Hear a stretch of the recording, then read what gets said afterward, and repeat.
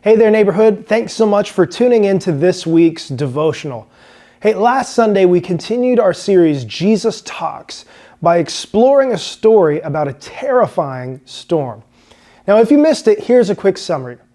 Jesus was traveling with his friends across the Sea of Galilee in a small boat, when suddenly they are caught in this crazy storm. There's wind, there's waves, the boat is rocking, and the disciples are absolutely terrified. Yet somehow we read that in the middle of all this, Jesus is actually fast asleep in the middle of the storm. His friends, they wake him up and they shout, "Hey, help us, Jesus! Can't you see we've got an emergency on our hands? Don't you care if we drown? Do something." Here's how Jesus responds. He got up, rebuked the wind, and said to the waves, "Quiet, be still." Then the wind died down and it was completely calm.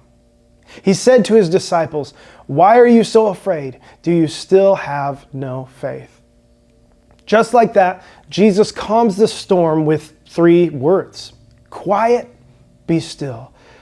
Isn't that insane? I don't know if you've ever been caught in a storm at sea or seen a large-scale weather event, but it's really scary. It's unpredictable. When nature pops off, we realize just how small and powerless we are. And yet in this story, here's Jesus, who demonstrates his divine identity and power by calming this storm with 3 words. And the disciples are shocked. Mark writes this, "They were terrified and asked each other, 'Who is this? Even the wind and waves obey him.'" The disciples would soon find out who Jesus is, the image of the invisible God, all the power of divinity clothed in human humility. It's in miracles like this and many others that Jesus' followers see proof that he is who he says he is. Jesus is Lord over all creation. He's Lord over the laws of nature, the Lord who creates beauty out of chaos.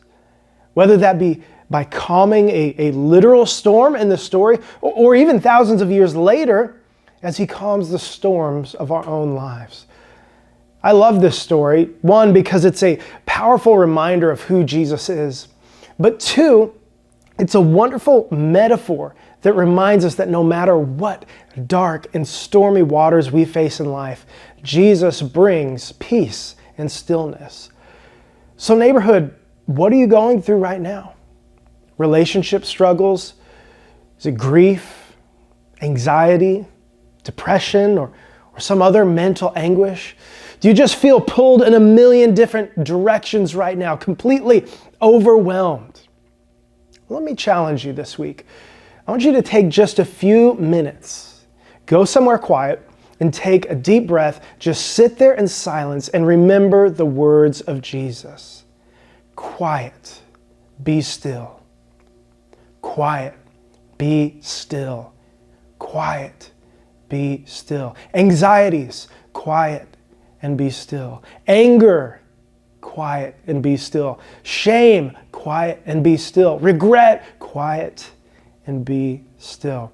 Whatever turmoil is bubbling up and crashing around inside your heart, mind, and soul this week, just sit quietly and listen to Jesus' command. Quiet, be still.